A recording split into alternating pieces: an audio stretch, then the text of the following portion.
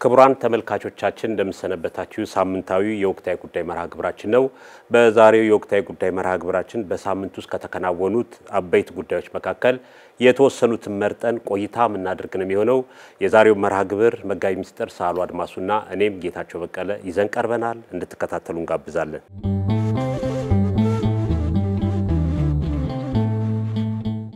መጋቢ ሚስጥር እንግዲህ በዚህ ሳምንት ውስጥ የተከናወኑ ያው በርካታ ጉዳዮች ቢኖሩም በዋናነት ሶስቱ መርጠን የምን ቆይታ ምናደርግ ነው የሚሆነው የመጀመሪያው መርሃ ግብራችን የጀርመን በጀርመንና አካባቢው ሀገረ ስብከት የህንድ ማላንካራ ቤተክርስቲያን ፓትርያርክ እዛ በዓለም አቀፍ ጉባኤ ላይ ተገኝተው ከዛም በተጨማሪ በጀርመን የብፁዕ አቡነ ዲዮናስዮስን አቀባበል አድርገውላቸው በዛም ቆይታ አድርገው ነበር እሱን እናስቀድምና ወደሚቀጥለው እንሄዳለን አመሰግናለሁ መምህር ጌታቸው አሁን እንደተገለጸው እንግዲህ ሳምንቱ እንዴት አለፈ የሚለው ወቅታዊ መርሃ ግብራችን ብዙ ክስተቶች የተከሰቱበት ሳምንት ነው ነገር ግን ሁሉንም ማስተዋወስና ማንሳት ጊዜያችን ስለማይፈቅድልን እንደተባለው የተወሰኑትንና አበይት የምንላቸውን ነው የምንመለከተው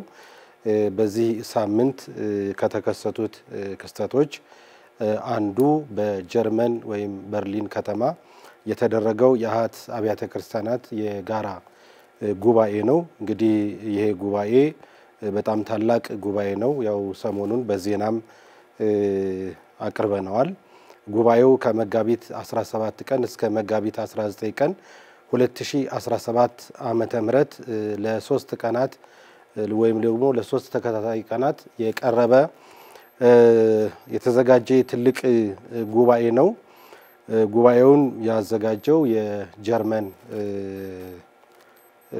ወንጌላዊት ቤተክርስቲያን ናት ያዘጋጀችው ማለት ነው ጉባኤ በጣም ታላቅ ጉባኤ ነው ወደ 75 አመት ያህል የቆየ በየአመቱ የሚደረግ ነው ነገር ግን ያሁኑን ልዩ የሚያደርገው ጉባኤው እስካሁን ድረስ በአመት አንድ ቀን ብቻ ነበር የሚደረገው ያሁኑ ግን ለሶስት ተከታታይ ቀናት የቆየና እንደዚሁም ደግሞ ጥናታዊ ጽሁፎች የቀረቡበት በመሆኑ ልዩ ያደርገዋል እንግዲህ በዚህ ጉባኤ ላይ ብፁዕ ወቅዱስ አቡነ ማትያስ ፓትርያርክ ርዕሰ ሊቃነ ጳጳሳት ዘኢትዮጵያ ሊቀ ጳጳስ ዘአክሱም ወጨጌ ዘመንበረ ተክለ ሃይማኖትም የተጋበዙበት ጉባኤ ነው ነገር ግን ብፁዕ አቡነ ዲዮናስዮስ ቀደም ሲል እንደገለጹት ቅዱስነታቸው አንደኛ የሱባኤ ወቅት ስለሆነ በተጨማሪም ደግሞ ተደራራቢ ወቅታዊ ስራዎች ስላሉባቸው ቅዱስነታቸው ብፁዕ አቡነ ዲዮናስዮስ የምስራቅ ጎጃምና የጀርመንና አካባቢው አይጉረ ስብከት ሊቀ ጳጳስን በደብዳቤ ወክለዋቸው ነው እዛ ጉባኤ ላይ የተገኙት እንግዲህ መጨረሻም ላይ ብፁዕነታቸው ወደ ኢትዮጵያ መተው የጉባኤውን ውጤት ሪፖርት እንደሚያደርጉም ገልጸዋል ማለት ነው እንግዲህ ደግሞ መለስበታለው ወደ አንተ እንምጣና በጣም ትልቅ እና አነጋጋሪ ጉባኤ ነበር አው እንግዲህ መጋቢ ሚስጥር እንደገለጹት ነው በተለይ እንደነዚህ አይነት ዓለም አቀፍ ጉባኤያት በሚካሄዱበት ጊዜ በርካታ ጠቀሜታዎች አሉት በትምህርት በጤና በተለያዩ ጉዳይ የሚነሱ አሉ ከዛ በተጨማሪ በዓለም አቀፍ ጉዳይም የሚነሱ ጉዳዮችን በተለይ ከዚህ ከ21ኛው መቶ ክፍለ ዘመን ጋር ተያይዞ በርካታ ነገሮች አሉ ቤተክርስቲያን የሚፈትኑት ጉዳዮች ለዛ ሁሉ በአንድነት መቆም አስፈላጊ ስለሆነ እንደነዚህ አይነት ጉባኤዎች አብያተ ክርስቲያናት ተሰባስበው በአንድነት መካሄዱ ጠቀሜታው ሰፊ ነው ጉልበት ማግኘት ይቻላል አንድነትን ማጠናከርም ይቻላልና በጣም ጠቃሚ ነው እንግዲህ መጋቢ ሚስጥር እንደተጠቀሱት በተለይ ብፁዕ አቡነ ዲዮናስዮስ ቅዱስነታቸው የህንድ ማላንካራ ቤተክርስቲያን ዛ በመንበረ ጵጵስና በበርሊን በተገኙበት ሰዓት የተናገሯቸው ንግግሮች አሉ። እሳቸው ከተናገሯቸው ንግግሮች አንዱ ከዚህ በፊት ወደ ኢትዮጵያ ልኡክ ልከው እንደነበረ ገልጸዋል። በተለይ እኛ ልኡክ እንደምናስታውሰው ጥር 20 ቀን 2017 ዓ.ም ሜትሮፖሊታን ማር ዩሊዮስ እና ፋዘር ወይም ቄስ ጆሲ የሚባሉ መተው እዚህ ኢትዮጵያ ውስጥ ግንኙነት አድርገው ነበር። በተለይ በሁለቱ አብያተ ክርስቲያናት መካከል አብረው መስራት የሚቻልባቸው ሁኔታዎች ገልጸው ነበር። እኛም በወቅቱ በዘገባ በዚህ ቦታ ላይ ተገኝተን ነበርና የሁለቱን አብያተ ክርስቲያናት ግንኙነት ማጠናከር እንዴት ይቻላል፣ በተለይ የህንድ ማላንካራ ቤተክርስቲያንና የኢትዮጵያ ኦርቶዶክስ ተዋሕዶ ቤተክርስቲያን ግንኙነታቸው እንዴት ነው ማሻሻል የሚቻለው በሚል ዙሪያ ሰፋ ያለ ውይይት ነበረ። ቀደም ሲል ውይይቱ ቀጥሎ ነበር። በኋላ በኮቪድ-19 የኮሮና ቫይረስ ወረርሽኝ ምክንያት ግንኙነቱ ተቋርጦ ነበርና ያንን ግንኙነት ለማጠናከር ነበር ልኡካኑ ወደ ኢትዮጵያ መጥተው ከብፁዕ ወቅዱስ አቡነ ማትያስ ፓትርያርክ ርዕሰ ሊቃነ ጳጳሳት ዘኢትዮጵያ ሊቀ ጳጳስ ዘአክሱም ወጨጌ ዘመንበረ ተክለ ሃይማኖት ጋር ተገናኝተው ሰፋ ያለ ውይይት ተደርጎ ነበር። በተለይ የሁለቱን አብያተ ክርስቲያናት አንድነት እንዴት ማጠናከር እንደሚቻል ከዛ በተጨማሪ በተለይ ሜትሮፖሊታን ማር ዩሊዮስ ያነሷቸው ጉዳዮች የዛን ጊዜ ያነሷቸው ምናልባት አሁንም ፓትርያርኩ በበርሊን ያነሷቸው ጉዳዮች የሚያጠናክር ስለሆነ ነው ይህንን ጉዳይ ማነሳው። በሁለቱ አብያተ ክርስቲያናት መካከል በጋራ ለመስራት እንዴት እንደሚቻል በዛ ወቅት ሰፋ ያለ ውይይት ተካሂዷል። በተለይም በጤና፣ በትምህርት፣ በመንፈሳዊ አገልግሎት ዓለም አቀፍ በሆኑ ጉዳዮች ላይ ሁለቱ አብያተ ክርስቲያናት እንዴት መስራት እንዳለባቸው ከብፁዕ ወቅዱስ አቡነ ማትያስ ጋር በዛን ወቅት ሰፋ ከቅዱስ ፓትርያርኩ ጋር ሰፋ ያለ ውይይት ተደርጎ ነበር። በተለይ ሜትሮፖሊታን ማር ዩሊዮስ በዛን ወቅት አንስተውት የነበሩት ሁለት መሰረታዊ ነጥቦች አንዱ በውጭ ሀገር ያሉ ወጣቱ ትውልድ ላይ ትኩረት አድርገን መስራት አለብን። ለምሳሌ በአረብ ሀገር ውስጥ የህንድ ማላንካራ ቤተክርስቲያን በጣም ተስፋፍታ አገልግሎቱ ሰፋ ብሎ እየተሰጠ ነው። በአውሮፓ ስንሄድ ደግሞ የኢትዮጵያ ቤተክርስቲያን አገልግሎት ሰፋ ብሎ የሚሰጥበት ሁኔታ በአሜሪካም እንመለከታለን። ስለዚህ በአረብ ሀገር ውስጥ የህንድ ማላንካራ ቤተክርስቲያን የኢትዮጵያ ቤተክርስቲያን ምዕመናንን የኢትዮጵያ ቤተክርስቲያን አገልግሎት እንዲስፋፋ ማድረግ አለባት። በአውሮፓ ውስጥ ደግሞ የህንድ ማላንካራ ቤተክርስቲያን አገልግሎቷ በጣም የተወሰነ ስለሆነ እዛ ደግሞ የህንድ ማላንካራ ቤተክርስቲያን እንድትስፋፋ መደረግ አለበት። ስለዚህ በተለይ በውጭ ዓለም ላይ አንድ ሆነን መስራት አለብን። አለበለዚያ ከዚህ ከሴኩላር ዓለም ከዚህ ከግሎባላይዜሽን አንፃር የሚመጡት ነገሮችን መቋቋም አንችልም በሚል ሰፋ ያለ ውይይት ተደርጎ ነበርና በመጨረሻ ልኡካን ቡድኑ በቅዱስነታቸው አቀባበል በነበረ ሁኔታ ደስ ብሏቸው ፋዘር ጆሲ ከዚህ ቀደም በቅድስት ሥላሴ መንፈሳዊ ኮሌጅ ውስጥ ለረጅም ዘመናት ዶግማቲክ ቴዎሎጂ የሚባለውን የሚያስተምሩ ምሁር ናቸውና እሳቸውም ሰፋ ያለ ውይይት አድርገዋል። እንግዲህ ወደፊት ደግሞ ሁለቱ ፓትርያርኮች የሚገናኙበት ሁኔታ አንስተው ነበርና ያም እንግዲህ የግንኙነቱን የሚያጠናክር አንዱ ነው። በተለይ መጋቢ ምስጢር ያነሱታል። እዚህም የሁለቱ አብያተ ክርስቲያናት ግንኙነትን መጠናከር አንድነትም ያነሱበት ሁኔታ ስለነበረ ያኔ ጥር 20 ቀን 2017 ነው እንግዲህ ልኡካን ቡድኑ መጥቶ ከቅዱስነታቸው ጋር ከዚህም የተለያዩ ጉብኝቶችም ማየት የሚገባቸው ገዳማት አድባራትም አይተው ሰፊ ውይይትም ተደርጎ ነበር። ወደፊት ደግሞ የሁለቱም አብያተ ክርስቲያናት ፓትርያርኮች ግንኙነት ወይም ደግሞ ተገናኝተው በቤተ ክርስቲያን ጉዳይ እንደሚመክሩ ሐሳብ አንስተው ነበር ያኔ እና ያንን ነው በተለይ ብፁዕ ወቅዱስ አቡነ ባስልዮስ ማርቶማ ማቴዎስ 3ኛ በጀርመንም አንስተውታልና በተለይ እንደ መንደርደሪያም ሊሆን ስለሚችል ቅዱስነታቸው ዛሬ ምንድን ያነሱት? መልካም ነው መምህር ጌታቸው።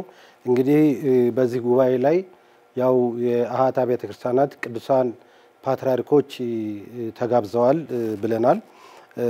ሁሉም ግን አልተገኙም በተለያየ ምክንያት ማለት ነው። ነገር ግን የህንድ ኦርቶዶክስ ፓትርያርክ ብቻ ናቸው እዛ ጉባኤ ላይ የተገኙት። እንግዲህ ቅዱስነታቸው ከረቡዕ መጋቢት 17 ቀን 2017 ዓመተ ምህረት ጀምሮ እስከ ሰኞ መጋቢት 22 ቀን 2017 ዓመተ ምህረት ድረስ በዚሁ በጀርመን ከተማ ነው ቅዱስነታቸው የሚቆዩት። ከረቡዕ ጀምሮ እስከ አርብ ድረስ በዚሁ በጉባኤው ላይ ጉባኤውን እየባረኩ ጥናታዊ ጽሑፍ እያቀረቡ ቆይተዋል። ከዚህ በኋላ እንግዲህ ይህንን ጉባኤ ልዩ የሚያደርገው ቅዱስነታቸው በቀጥታ የኢትዮጵያ በጀርመን በርሊን ከተማ የምትገኘውን የኢትዮጵያ ኦርቶዶክስ ተዋሕዶ ቤተክርስቲያንን ጎብኝተዋል። ከጉባኤው በኋላ ማለት ነው። እዚህ ጉብኝት ላይ በጣም ከፍተኛ ሆነ ወይም ደግሞ ደማቅ አቀባበል ተደርጎላቸዋል። የኢትዮጵያ ኦርቶዶክስ ተዋሕዶ ቤተክርስቲያን ምእመናን ብፁዕ አቡነ ዲዮናስዮስ እንደዚሁም ደግሞ የሀገረ ስብከቱ የከፍተኛ የሥራ ኃላፊዎች ተገኝተው ለቅዱስ አባታችን ላቅ ያለ አቀባበል አድርገዋል። እሳቸውም ደግሞ በጣም መደሰታቸውን ነው በተለይ የጀርመን ሀገረ ስብከት ድረገጽ ላይ ያገኘነው መረጃ የሚያመለክተው። በጣም እንደተደሰቱና ቅድም መምህር ጌታቸው የገለጽካቸው ነገሮች ሁሉ የተናገሩትም እዚያው ነው። በአጠቃላይ የኢትዮጵያ ኦርቶዶክስ ተዋሕዶ ቤተክርስቲያንን እንዴት እንደሚያከብሯት እንደገናም ደግሞ እንዴት በአንድነት ተቀራርበው መስራት እንዳለባቸው የእስካሁኑንም ታሪክ እያነሱ ልኡካኑም ከዚህ ቀደም ወደ ኢትዮጵያ እንደመጡ ይሄ ግንኙነት ደግሞ ተጠናክሮ እንደሚቀጥል እዚያው አቀባበሉ ላይ ነው ቅዱስ ፓትርያርኩ የተናገሩትና በጣም ጉባኤውን ልዩ የሚያደርገው ደግሞ ትልቁ ከጉባኤው ማግስት ትልቁ የምስራች በእኛ ቤተክርስቲያን ያደረጉት ጉብኝት ነው። የእርሳቸውን አብያተ ክርስቲያናት ከመጎብኘታቸው በፊት ማለት ነው። አሁን የእርሳቸውን አብያተ ክርስቲያናት የሚጎበኙት ሰኞ መጋቢት 22 ቀን ነው። ከዛ በፊት ግን ቅድሚያ ሰጥተው የኢትዮጵያ ኦርቶዶክሳዊት ተዋሕዶ ቤተክርስቲያንን ጎብኝተዋል። በዛ ተገኝተው ምእመናንን ባርከዋል። እንግዲህ የህንድ ኦርቶዶክሳዊት ቤተክርስቲያንና የኢትዮጵያ ኦርቶዶክስ ተዋሕዶ ቤተክርስቲያን ያላቸው ግንኙነት ትስስር እጅግ በጣም የጠነከረ ነው። በዚህም በቅድስት ሥላሴ መንፈሳዊ ኮሌጅም ይህንን ኮሌጅ ወደ ዩኒቨርሲቲ እንዲያድግ ትልቁን አስተዋጽኦ ያደረጉ የህንድ ኦርቶዶክስ ተዋሕዶ ቤተክርስቲያን የነገረ መለኮት የፍልስፍና ሊቃውንት ምሁራን ናቸውና በእውነት በጣም የሚያስደስት ታሪክ ነው የተመለከትነው ማለት ነው።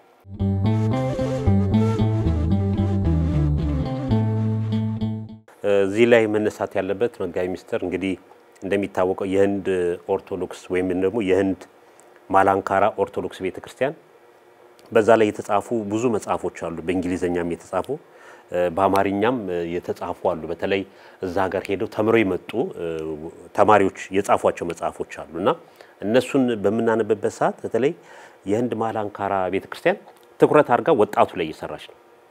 ከህንድ ቋንቋ ውጪ በእንግሊዘኛ ቋንቋ በሙሉ ዓለም አቀፍ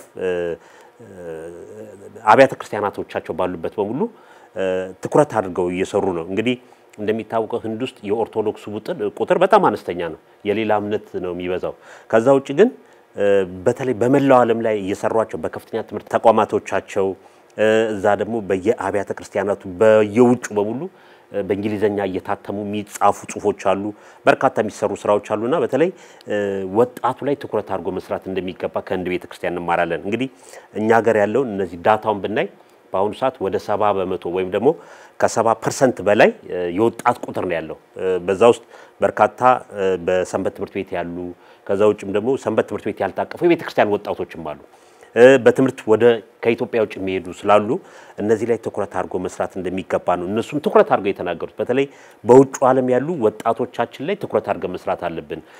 የህንድ ማላንካራ ቤተክርስቲያን ወጣቶችና የኢትዮጵያ ኦርቶዶክስ ተዋሕዶ ቤተክርስቲያን ወጣቶች የሥራ ልምድ የሚለዋወጡበትን ትኩረት አድርገን መስራት አለብን የሚል ጠንከር ያለ መልእክት ነው ቅዱስነታቸው ያስተላለፉት። ሜትሮፖሊታን ማሪዩሊዮስን በመጡ ጊዜ የተናገሩት ነጥብ ይሄ ነው። ወጣቱ ላይ ነው ስራ መስራት ያለብን። ምክንያቱም አሁን 21ኛው መቶ ክፍለ ዘመን ነው፣ የመረጃ ዘመን ነው። መረጃዎች በተለያየ ነገሮች በየቤታችን መጥተው ትውልዱን የሚወስዱበት ነው። ከቤተ ክርስቲያን የሚያወጡበት ሁኔታዎች በርካታ ስለሆነ ትውልዱ ላይ መስራት አለብን የሚል መልእክታቸው ሊተኮርበት የሚገባ ነው። ምናልባት የኛ ቤተ ክርስቲያንም እየሰራች አይደለም ማለት ግን በዓለም አቀፍ ግንኙነት ላይ በተለይ ከዚህ ከእንግሊዘኛ ቋንቋ ጋር ተያይዞ ከመንፈሳዊ ኮሌጆች የሚወጡ ተማሪዎችም በውጭ ዓለም የሚሰጡ ትምህርቶችም አሉ።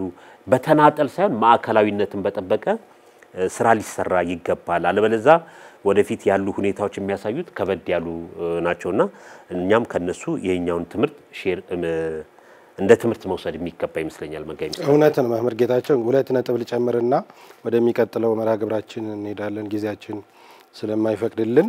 እንግዲህ ሁለት ነገር የፈለኩት አንዱ ይሄ ህብረት ተጠናክሮ መቀጠል እንዳለበት በተለይ አሃት አብያተ ክርስቲያናት ብዙ ፈተናዎች የሚጠብቋቸው ስለሆኑ የአሃት አብያተ ክርስቲያናት መሪዎች በተለያዩ ምቹ ቦታዎች የተገናኙ ህብረቱ ቢጠነክር በጣም የተሻለ ይመስለኛል። ሌላው ሳናነሳው የማናልፈው ለዚህ ጉባኤ መሳካት ወይም ደግሞ ይህንን ጉባኤ በዋና አስተባባሪነት የጀርመን ወንጌላዊት ቤተክርስቲያን መሆኗን ብፁዕ አቡነ ዲዮናስዮስ ያው ገልጸውልናል። በተለያዩ ማህበራዊ ሚዲያዎችም ተገልጿል ማለት ነው። ይሄ በጣም የሚበረታታ ነው። እንግዲህ በሀገራችንም እንዲህ አይነቱ መቀራረብ፣ አብሮነት በሚያገናኙ ነገሮች የሚያለያዩ ነገሮች ቢኖሩም የሚያገናኙ ነገሮች ስለሚሰፉ በእነዚህ ነገሮች ላይ መገናኘት እንግዲህ የጀርመን ወንጌላዊት ቤተክርስቲያን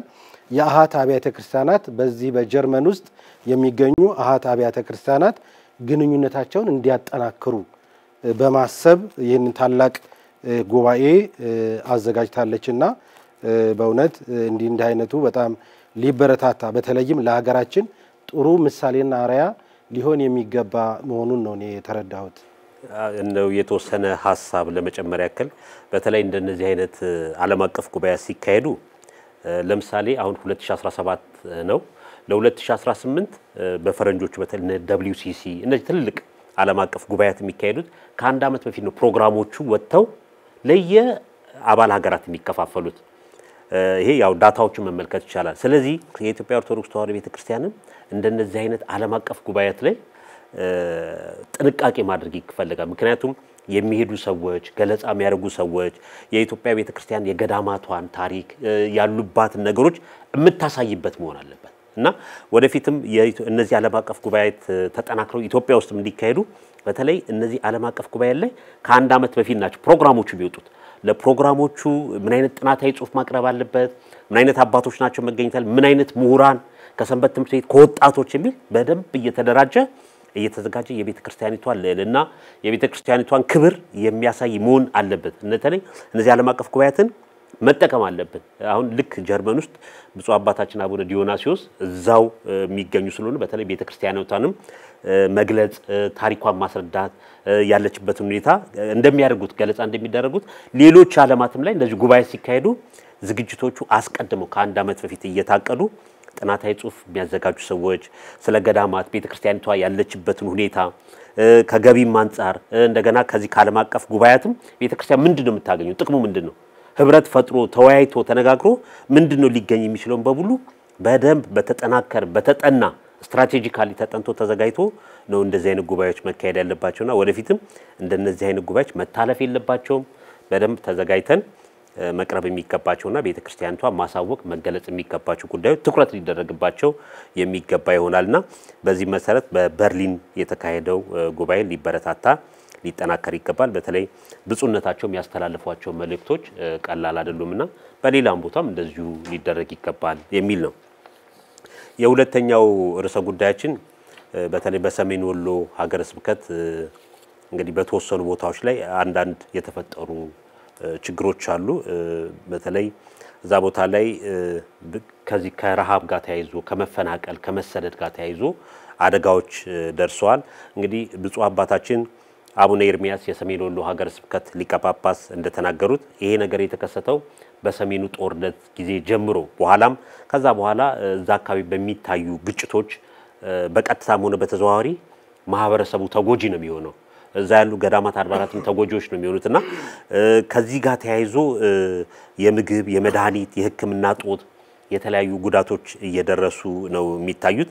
እንደገና መፈናቀሉም ከጊዜ ወደ ጊዜ እየጨመረ የመጣው መሰደዱ ሰው ከአንድ ቦታ ወደ አንድ ቦታ መሄዱ ይሄ በአልሚ ምግብ ጦት ምክንያት የህፃናት መሞት መቸገርም የሚታይበት አካባቢ ሆኗል። መጋቢ ሚኒስተር እንደሚያስታውሱ ባለፈው ሳምንት እዚህ የዋግምራ ሀገረ ስብከት ሰርተነው ነበር። አሁን ደግሞ ሰሜን ወሎ ሀገረ ስብከት ላይ በዜናም ዘግበነዋል። አንዳንድ ችግሮች በተለይ ከዚህ ከምግብ እጥረት ከምግብ እጦት የተነሳ የሚታዩ ችግሮች ስለነበሩ እነዚህ ችግሮች ላይ እንግዲህ ብፁዕ አቡነ ኤርሚያስ ያደረጉ ያለውም ሀገረ ስብከቱ ያደረገው ያለው ጉዳይ እሱን እናንሳና እኔም ሐሳቦች ጨምርበታለሁ። አመሰግናለሁ መምህር ጌታቸው። እንግዲህ እንደሚታወቀው ከሀገራችን ሰሜኑ ክፍል አንደኛ በአየር ንብረቱ ብዙ ደኖች ባለመኖራቸው፣ ሁለተኛ ደግሞ ከጦርነቱ ጋር ተያይዞ ብዙ ጊዜ ረሃብ እና ድርቅ ይከሰታል። አብዛኛዎቹ በዚህ እየተጎዱ ነው ያሉት። ነገር ግን ደግሞ እጅግ በጣም የሚጠነክርባቸውን ነው እያነሳን ያለነው። እንዳሁን እንደተገለጸው ባለፈው በዋግምራ የነበረውን አስከፊ የሆነ የረሃብ ሁኔታ ተነጋግረን ነበር። አሁንም ደግሞ ያው እንግዲህ እነዚህ ሁለት ዞኖች አዋሳኞች ናቸው። ዋግምራም ሰሜን ወሎም አዋሳኞች ወይም ድንበርተኞች ናቸው እና ችግሩም እንደዛ የሚመጋገብ ሁኔታ ነው ያለውና በተለይ በጣም ጠንከር ብሎ የታየው ችግሩ በቡግና ወረዳ አካባቢ ነው። እንግዲህ በዚህ በቡግና ወረዳ ያው እርዳታ እየተሰጠ ነው ያለው። እርዳታውን ደግሞ የሰሜን ወሎ ሀገረ ስብከት በብፁዕ አቡነ ኤርሚያስ የሚመራው የሰሜን ወሎ ሀገረ ስብከት ነው እርዳታ የሰጠው። ብፁዕነታቸው ያው እንደሚታወቀው ቀደም ሲል በነበረው በጦርነቱም ከህዝብ ጎን ያልተለዩ አባት ናቸው። ለሌላውም የተረፉ ማለት ከኦርቶዶክስ ምእመናን ውጪ ያሉትንም በሌላ ቤተ እምነት የሚገኙትንም ጭምር ነው የሚረዱት። ምናልባት ይሄም እርዳታ በአጠቃላይ ክርስቲያኖቹን ብቻ ሳይሆን በዚህ በቡግና ወረዳ ውስጥ የሚገኙ በልዩ ልዩ ቤተ እምነት ውስጥ የሚገኙ ችግረኞችን ያጠቃለለ እንደሆነ ነው ተስፋ የምናደርገው። ከዚህ ይወጣ ላይሆን ይችላል እና እርዳታው ያው ተሰጥቷል። እርዳታ እንግዲህ ያው ቀጣይም የሚያስፈልግ ነው። ምክንያቱም ሆድ የሚባለው ጊዜ የማይሰጥ ስለሆነ በጣም አስቸጋሪ ነገር ነው። በጣም ሊቀጥል የሚገባው ነው። በዚህ ባሁኑ በተረዳነው ባሁኑ ዙር እርዳታ ወደ 5 ሚሊዮን ብር የወጣበት ነው። 5 ሚሊዮን 300 ሺህ የወጣበት እንደሆነ በመረጃዎች ላይ አግኝተናል። ይሄ እርዳታ ደግሞ ከሀገረ ስብከቱ ብቻ ሳይሆን ከተለያዩ በጎ አድራጊዎች የተለገሰ ነው ወይም ደግሞ ድጋፍ የተደረገ ነው። የምግብ እህል ነው ብፁዕነታቸው ያደረሱት። ችግሩ በጦርነቱ ምክንያት የተፈጠረ መሆኑን በተለያዩ መረጃዎች ተመልክተናል እና በዚህ ችግር ላይ የምግብ ችግር ብቻ አይደለም መምህር፣ በጣም የሚያሳዝነው የመድኃኒት እና የሕክምና እጦትም እንዳለ በዚህ በሰሜን ወሎ ሀገረ ስብከት ሚዲያ ላይ ተመልክተናል። በዚህ የመድኃኒትና የሕክምና እጦትም ብዙ ሰዎች ወይም ደግሞ የታመሙ ሰዎች መዳን አልቻሉ ማለት ነው እና እርዳታው ወደ 10 ሺህ በላይ ለተፈናቀሉ እንደደረሰ ነው የተመለከትነው። ህፃናት ደግሞ በተለይ ማንኛውንም ነገር አይመገቡ ማለት የጠነከረ ምግብ ለመመገብ አቅም የላቸውም። ለነሱ ደግሞ በዚህ በዘመኑ አነጋገር አልሚ ምግብ የሚባሉት ናቸው እና ይህንን አልሚ ምግብ በማጣት ህፃናትም እየሞቱ እንደሚገኙ ነው የተነገረውና በጣም ያሳዝናል።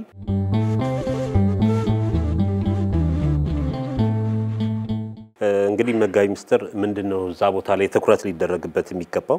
እንደዚህ አይነት ነገሮች ተደጋግመዋል። ችግሩ ምንድነው? እንዴት ነው እንደዚህ አይነት ችግሮች ሊፈቱ ያልቻሉት? እንግዲህ ይሄ መፈናቀል፣ ስደት፣ ረሃብ ችግር የተለያየ ነገር ያ በሁለት ነገር ነው የሚከሰተው። አንዱ በተፈጥሮ የሚመጣ ነገር አለ። ልክ አሁን ባለፈው ዋግምራ ላይ እንዳየነው የመሬት መንሸራተት፣ ከባድ ዝናብ እህሉን ጠርጎ የሚወስደው እንደዚህ የሚመጣል። ሁለተኛ በሰው ሰራሽ የሚመጣል። እንግዲህ በጦርነት በችግር በረሃብ በመፈናቀል የሚመጡ ነገሮች አሉና ብፁዕነታቸው ማዚ እንደተጠቀሱት ከዚህ የሰሜኑ ጦርነት ከተጀመረ ጀምሮ አሁንም ባለው ግጭት እነዚህ እንግዲህ ስናያቸው ሰው ሰራሽ ችግሮች ናቸው። እነዚህ ሰው ሰራሽ ችግሮች ያንን ነገር በሚያራምዱ ሰው ብቻ ላይ አይደለም የሚቆመው። ከዛም አልፎ ማህበረሰቡ ድረስ ይወርዳል፣ ወደ ታች ይዘልቃል። ሽማግሌ ያለ አሮጊቶች አሉ፣ እናቶች አሉ፣ ህፃናት አሉ። የነዚህ ሰዎች መፈናቀል መሰደድ ደግሞ አብያተ ክርስቲያናት ላይ ጉዳት ያደርሳል። ከዛ በተጨማሪ ትምህርት ቤቶችም ህፃናት ልጆች ከትምህርት ገበታቸው ሊስተጓጎሉ ይችላሉና እንትኑ ዘርፈ ብዙ ነው አንድ አቅጣጫ ብቻ አይደለምና አሁን ይሄ መቼም ከሁሉም ደግሞ ሰው ምግብ ማግኘት የግድ ነው ሰው ከበላ ነው ወደ አንድ ቦታ ትምርት ቤት ሊሄድ የሚችለው ሊንቀሳቀስ ሊሰራ የሚችለውና እንግዲህ መሰረታዊ ነገር ከሚባሉት አንዱ ነው እዛ ቦታ ላይ ችግር እየተከሰተ ያለውና አሁንም እርዳታ መስጠቱ ብቻ ዘለቄታዊ ችግር መፍትሄ ሊያመጣ አይችልም ችግሩ የተከሰተበት ቦታ የሃይማኖት አባቶችም የሲቪክ ማህበራትም ሌሎችም ያ ቦታ ላይ ለአንዴና ለመጨረሻ ጊዜ ችግሮቹ እንዲፈቱና ማህበረሰቡ ባለበት ቦታ ተረጋግቶ እያመረተ ዲኖር ምናልባት አይታወቅም ቦታው ገደላማ ከሆነ ወይም ደግሞ ማዳበሪያ የሚፈልግም ከሆነ ይሄን ነገር ዛካይም ትላልቅ ዩኒቨርሲቲዎች አሉ ጥናትና ምርምር የሚያደርጉ አሉ ቤተክርስቲያንም ከዛ ካሉ ከፍተኛ ትምህርት ተቋማትም ጋር እነዚህ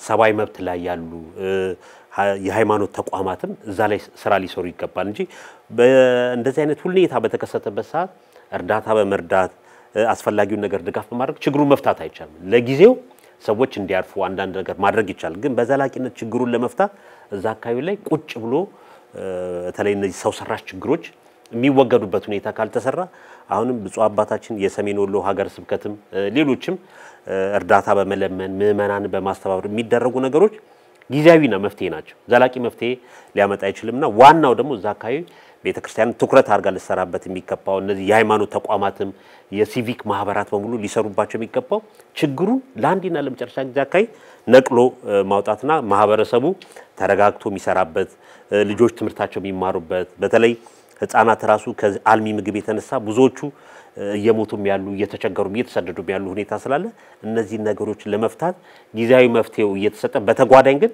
ይሄኛውን ማሰብ ይገባልና እዛ አካባቢ ያሉ ከፍተኛ ትምህርት ተቋማት መንግስት ያሉን ተቋማት ችግሩን መፍታቱ ላይ ትኩረት ተደርጎ መሰራትም ያለበት ይመስለኛል መንገድ እውነት ነው መምህር ጌታቸው ትንሽ አሁንም ለመጨመር በቅርቡ የኢትዮጵያ ኦርቶዶክስ ተዋሕዶ ቤተክርስቲያን ልማትና ክርስቲያናዊ ተራድኦ ኮሚሽን ወደ 16 ሚሊዮን ብር ለቡግና እርዳታ አድርጓል እንግዲህ ከዚህ በኋላ ነው ደግሞ አሁን የምንነጋገርበት እርዳታ የተደረገው የሰሜን ወሎ ሀገረ ስብከት በዚሁ እርዳታ ላይ ያስቀመጠው ወይም ጥሪ አለ የጥሪ ምንድነው የችግረኞች ቁጥር እየጨመረ ስለሆነ እርዳታው እንዲቀጥል ብፁዕ አቡነ ኤርሚያስ ጥሪ አስተላልፈዋል ይላል የችግረኞች ቁጥር ከዚህም በላይ እየጨመረ ስለሆነ ረጆች እርዳታውን እንዲቀጥሉ ብፁዕነታቸው አባታዊ ጥሪ እንዳስተላለፉ ነው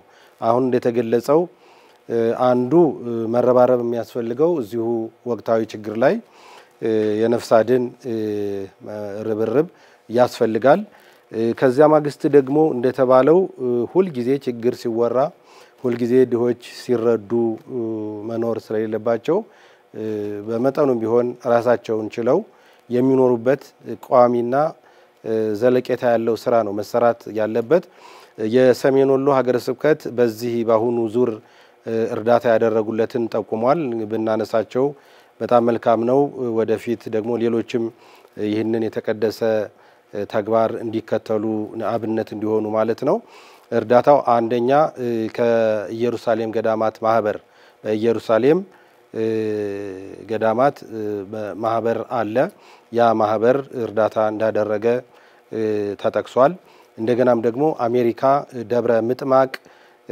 ማህበር አለ እሱም ይሄንን አስተዋጽኦ አድርጓል ማለት ነው ሌላው በሶፎልስ ሳውዝ የአማራ ኮሚኒቲ የሚባለው በዚያው እሱም እርዳታ አድርጓል እንደዚሁም ደግሞ ደጉ ሳምራዊና አርቲስት አማኑ ያስተባበሩት እንግዲህ እነዚህ አሁን የተጠቀሱት አስተባባሪዎች ናቸው ያስተባበሩ ነው የላኩት ማለት ነው በመላው ዓለም በርካታ ማህበራት አሉ በኢትዮጵያ እንኳን በሺዎች የሚቆጠሩ ስላሉ ሁሉም በዚህ ላይ ተረባርቦ ችግረኞችን መርዳት በተለይ አረጋውያን ጧሪ ቀባሪ የሌላቸውን አረጋውያን እንደዚሁም ደግሞ አሳዳጊ የሌላቸውን ህፃናትን መርዳት እንደሚገባ ነው እንግዲህ የኛም መልእክት ማለት ነው ይሄንን ይመስላል መምህር ያው የሰሜን ወሎ ሀገረ ስብከት እያደረገ ያለው ሊበረታታ የሚገባ ነው ምክንያቱም እዛ ቦታ ላይ ያሉ ተፈናቃዮች በተለያየ እምነት ያሉ የተለያዩ ሰዎች ህፃናት ወጣቶች አረጋውያን ያሉበት ነውና ሀገረ ስብከቱ ማድረግ የሚገባውን እያደረገ ነው። በተለይ በእንደዚህ ባብይ ጾም ወቅት ሁላችንም ትኩረት ማድረግ ያለብን እንደነዚህ አይነት ቦታዎች ናቸው። ይሄ ለሀገረ ስብከቱ ብቻ የሚታው አይደለም። ሀገረ ስብከቱም ጥሪ በማቅረቡ ሀገረ ስብከቱም ደግሞ በመጠየቁ ወይም ደግሞ እሱ ነው የሚመለከተው ማለት ብቻ አይደለምና መላው ኦርቶዶክሳውያን በሀገር ውስጥም በውጭም ያሉ የሚገኙ በአጠቃላይ ለዚህ ቦታ ላይ ትኩረት ማድረግ ይገባቸዋል። ምክንያቱም የወገኖቻችን ስደት፣ የወገኖቻችን መፈናቀል፣ የወገኖቻችን ረሃብ የኛም ረሃብ ነው። በተለይ ኦርቶዶክሳውያን በአብዩ ጾም ወቅት መረዳዳት፣ መተጋገዝ አንዱ ባህላችንም ነው። የቤተ ክርስቲያናችን ትምህርትም አንዱ የሚያዘን ሌሎችን ማብራት፣ ማጠጣት፣ ለደከሙትን ለተጎሳቆሉ ሰዎች ሁሉ የሚያስፈልገውን እገዛ ማድረግ ነውና የሰሜን ወሎ ሀገረ ስብከት ባደረገው ጥሪ መሰረት የመርሃ ግብር የሚከታተሉ የሰሙ በሙሉ ለዛ ቦታ ላይ ወገኖቻችንን የሚገባውን እገዛ ማድረግ ይገባል የሚለው የሁላችንም መልእክት ነው። እንግዲህ ወደፊት ደግሞ እየተከታተልን እዛ ቦታ ላይ ስላለው የምናቀርብ ነው የሚሆነው። በመጨረሻ አንድ ነጥብ እናንሳና የዛሬውን ወቅታዊ ጉዳያችን እናጠቃልላለን። እሱ ምንድነው? መጋቢት 21 ቀን 2017 ዓ.ም በቅድስት ሥላሴ መንፈሳዊ ዩኒቨርሲቲ የጽርሐ ጽዮን ዘተዋሕዶ የሐዋርያት አንድነት ኑሮ ማህበር ያሰለጠናቸውን ተማሪዎች አስመርቆ ነበር። እንደሚታወቀው ይህ ማህበር አኗኗራቸው እንደ ሐዋርያት የሚኖሩ በአንድነት በአንድ ግቢ ውስጥ ተሰብስበው የሚኖሩ ታላላቅ ወንድሞችና እህቶች ያሉበት ማህበር ነው። ማህበሩም ትኩረት አድርጎ የሚሰራው ስብከተ ወንጌል ላይ ነው። በተለይ ስብከተ ወንጌልን በሁለት መልኩ አንዱ መጽሔት በማሳተም መለከት የሚባል መጽሔት በማሳተም መጽሔቱ እንዲታተምና በዛ ላይ ምዕመናን ዕውቀት እንዲያገኙ እያደረገ ነው። ሁለተኛው ደግሞ በተለይ ጠረፋማ አካባቢ ያሉ ስብከተ ወንጌል በደንብ ያልተዳረሰባቸውን ልጆች መልምሉ ከሀገረ ስብከት ጋር በመነጋገር መልምለው በማምጣት እዛው ቤት ሰጥተው ምግብ እየሰጡ ልክ እንደ ዩኒቨርሲቲ ወይም እንደ ኮሌጆች አስተምረው በቋንቋ በተለያየ ቋንቋ አስተምረው መልሰው ወደዛ ቦታ ልከው የስብከተ ወንጌል አገልግሎት እንዲፋጠን ከሚያደርጉ አንዱ የቤተ ክርስቲያን ማህበር ነው። እሱም ደግሞ በዚህ ዕለት እንግዲህ የተወሰኑ ተማሪዎችን በቅድስት ሥላሴ መንፈሳዊ ዩኒቨርሲቲ አስመርቋልና እዛ ላይ የሚጨምሩት ሐሳብ ካለ? አመሰግናለሁ መምህር ጌታቸው። የጽርሐ ጽዮን የአንድነት ማህበር ያው እንደተገለጸው ረዘም ላሉ አመታት የቆየ ነው። በጣም የሚበረታታ ማህበር ነው። ምክንያቱም አንድነት በአንድነት መኖር በጣም ከባድ ነው። እንኳን አይደለም እነሱ ከነ ልጆቻቸው ከነ ሚስቶቻቸው በአንድ ላይ መኖር ቀርቶ ቤተሰብ እንኳን በአንድ ላይ ያው ብዙ ፈተና አለ በቤተሰብ መካከል እንኳን። ምክንያቱም ልጆች አሉ፣ ሚስቶች አሉ፣ ልጆች ከልጆች ጋር ይጋጫሉ። ነገር ግን ይሄ ሳይከሰት እንደገናም ደግሞ አንዱ ማህበርተኛ የሚያገኘው ደሞዝ 20 ሺህ ቢሆን ሌላው ደግሞ 5000 ሊሆን ይችላል እና ብዙ የሚያገኘውም ትንሽ የሚያገኘውም በአንድ ላይ ያጠራቀሙ ወይም ደግሞ በአንድ ቋት ያስቀመጡ የሚኖሩ ስለሆኑ አኗኗራቸው ራሱ በጣም የሚበረታታ ነው። አሁን ይሄ ማህበር መኖር ብቻ ሳይሆን በአንድ ላይ መኖር ብቻ ሳይሆን በአንድ ላይ የሚሰሯቸው መንፈሳዊ ስራዎች በጣም የሚበረታቱ ናቸው። እንግዲህ ይህንን ማህበር በጣም ታዋቂ የነበሩ ብፁዓን አባቶች በወቅቱ ደግፈውታል። እንደዚሁም ደግሞ እነ ሊቀ ጉባኤ አባ በራ በቀለ እነ መላከ ሰላም ታዬ ወይም ደግሞ ጋሽ ታዬ የምንላቸው እነ መምህር ደቅሲዮስ እነ መምህር ሙሉጌታ ሌሎችም ያሉበት በጣም የበረቱ የኦርቶዶክስ ልጆች ያሉበት ተቋም ነው። ስለዚህ ከዚህ ጎን ደግሞ የማስተማር ስራ ኦርቶዶክሳዊት ቤተክርስቲያን የበለጠ ከፍ እንድትል የበለጠ እንድትስፋፋ የሚያደርጉት አገልግሎት ደግሞ እጅግ በጣም የሚገርም ነው። ይሄም ደግሞ እንደው ዝም ብሎ ሳይሆን በጣም የተጠናና በሀገራችን ጠረፋማው ክፍል ያሉ የተለያዩ እንግዲህ ያው እንደሚታወቀው ሀገራችን በጣም በርካታ ቋንቋዎች የሚናገሩ ልዩ ማህበረሰቦች የሚኖሩባት ሀገር ናት እና በትንሹ በጣም ብዙ ቋንቋ የሚናገሩ ከ25 አህጉረ ስብከት የሚመጡ ሀገረ ስብከቱ ነው የሚመለመለው የሚመጡትን ሰዎች እንጂ ራሳቸው አይደሉም ራሳቸው ይልካሉ ከዛ ሀገረ ስብከቱ የሚገባውን ደቀ መዝሙር ይልካል ስለዚህ ይሄ ስልጣና እየተደረገ ነው አሁን በተገለጸው መጋቢት 21 ቀን 2017 ዓመተ ምህረት በቅድስት ሥላሴ መንፈሳዊ ዩኒቨርሲቲ የመሰብሰቢያ አዳራሽ የተመረቁት የ38ኛ ዙር ነው እንግዲህ 38 ጊዜ ስልጣና ተሰጥቷል ማለት ነው ከቋሚው ከአዳሪው ውጭ ያሉት ማለት ነው እና ለአራት ወራት የተሰጠ ስልጣና ነው ይሄን ስልጣና የተለያዩ ደቀ መዛሙርት ወይም ደግሞ ብዛታቸው ወደ 56 የሚሆኑ ደቀ መዛሙርት ተመርቀዋል የተለያየ ቋንቋ ያገሪቱን በዚህ በጠረፋማው አካባቢ ያሉ የማህበረሰብን ቋንቋ የሚችሉ ወጣቶች ናቸው የተመረቁትና እንግዲህ ጽርሐ ጽዮን በጣም የሚበረታታ ሚዲያችንም ለዚህ መንፈሳዊ ማህበር ብዙ አስተዋጽኦ እያደረገ ነው በዚህ በቀስቀሳውም በዜናም በተለያየ ፕሮግራም እዛው ቦታው ድረስ በመሄድ የበዓልም ፕሮግራም እዛ በማድረግ ሚዲያችን አልተለየምና በጣም የሚበረታታ ነገር ነው ይሄ እንግዲህ ትልቅ ውጤት ዋጋ ይኖረዋል ጠቢቡ ሰሎሞን ሲናገር እስመ ብዝሃ ጠበብት መድኃኒተ ዓለም ውእቱ የሐኪሞች ወይም የጥበበኞች መብዛት የዓለም መድኃኒት ነው ይላል ስለዚህ የነዚህ ደቀ መዛሙርት ደግሞ በእግዚአብሔር ቃል እየሰለጠኑ የእግዚአብሔርን ቃል ታጥቀው ወደ ወገኖቻቸው ሲሄዱ ትልቅ ሕክምና ትልቅ የነፍስ ሕክምና ይደረጋልና ማህበሩ በጣም ሊበረታታ የሚገባው ትልቅ ስራ እየሰራ ያለ ማህበር ነው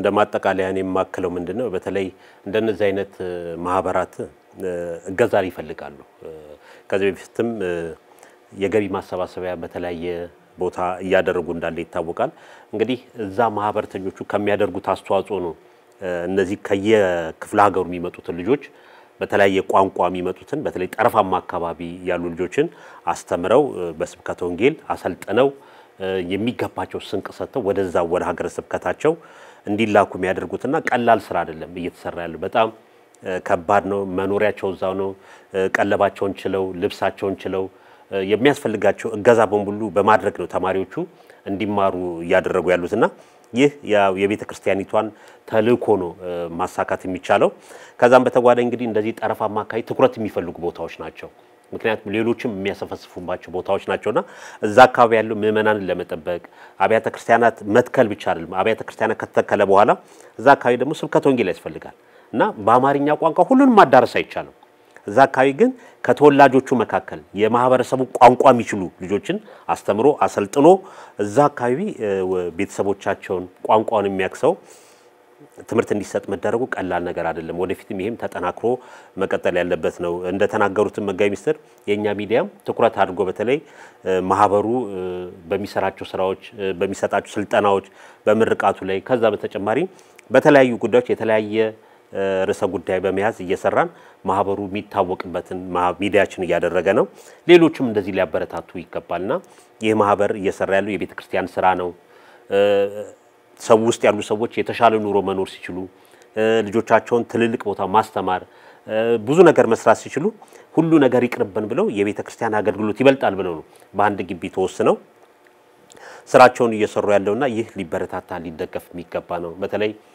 ማህበሩ ባለበት አካባቢም አንድ ያደረጃ ትምህርት ቤት መክፈትም የአካባቢው ማህበረሰብ ልጆች ዝቅተኛ ገቢ ያላቸው ልጆች በነፃ እንዲማሩ ያደረገ ነው ሌሎችም በርካታ የሚሰራቸው ስራዎች አሉና ከሁሉም ግን ማህበሩ በትኩረት እየሰራ ያለው ስብከተ ወንጌል ላይ ስለሆነ ይህን ስብከተ ወንጌል ማጠናከር ከያንዳንዱ ኦርቶዶክሳውያን የሚጠበቅ ተግባር ነውና ማህበሩም አሁን የያዛቸውን አጠናክሮ ወደፊት ቀጥሎ እንግዲህ የራሱ ኮሌጅ ኖሮት የራሱ ዩኒቨርሲቲ ኖሮት የተሻለ ስራ ይሰራል ብለን ተስፋ እናደርጋለን ለዚህ ደግሞ የሚያስፈልገው እገዛ ማድረግ ከሁላችንም የሚጠበቅ በጎ ተግባር ነው እውነት ነው መምህር ጌታቸው ትንሽ እንደማጠቃለያን ጨምርና ፕሮግራማችን መዝጊያ ሊሆን ይችላል እንግዲህ ይሄ መንፈሳዊ ማህበር ወይም ጽርሐ ጽዮን ብዙ ስራዎችን ይሰራል ነገር ግን ብዙ የገቢ ምንጭ የለውም እንደሚታወቀው ማለት ነው። አንዱና የመጀመሪያው የገቢ ምንጫቸው የራሳቸው ደሞዝ በማጠራቀም ነው። ሌላው ደግሞ ትንሽ ልማቶች ስራዎች ይሰራሉ የሚሸጡ ስራዎች። ከዚያ ውጭ ደግሞ ከውጭው ዓለም የሚኖሩ የማህበሩን ጠንካራነት የሚያውቁ አንዳንድ ወገኖች ወንድሞች፣ እህቶች፣ አባቶች፣ እናቶች የሚለግሱት ነውና አሁንም ይሄ ማህበር የተሻለ ስራ እንዲሰራ እንደተባለው ደግሞ ከዚህ ከስልጣናውም አልፎ ወደ ኮሌጅነት አድጎ ደቀ መዛሙርትን እንዲያፈራ በውጭም በውስጥም የሚገኙ የቅድስት ቤተክርስቲያናችን ልጆች የእርዳታ እጃቸውን ሊዘረጉ ይገባል ነው የምለው። በጣም የተሻለ ስራ እየተሰራ ነው። እንግዲህ ካለን ሰዓት አንፃር መጋቢ ሚኒስትር የዛሬውን በዚሁ ለማጠናቀቅ እንገደዳለን። ክቡራን ተመልካቾቻችን የዛሬው ወቅታዊ ጉዳይ መርሃ ግብራችን ስትከታተሉት የነበረውን ይመስላል። መርሃ ግብሩን ይዘን የቀረብነው መጋቢ ሚኒስትር ሳህሉ አድማሱ፣ እኔም ጌታቸው በቀለ ከመላው የስቱዲዮ ባለሙያዎቻችን ጋር በመሆን ነበር። ቀሪውን የኢትዮጵያ ኦርቶዶክስ ተዋሕዶ ቤተክርስቲያን መርሃ ግብር እንድትከታተሉ እየጋበዝን እኛ በዚሁ እንሰናበታለን። ሰላም ሁኑ።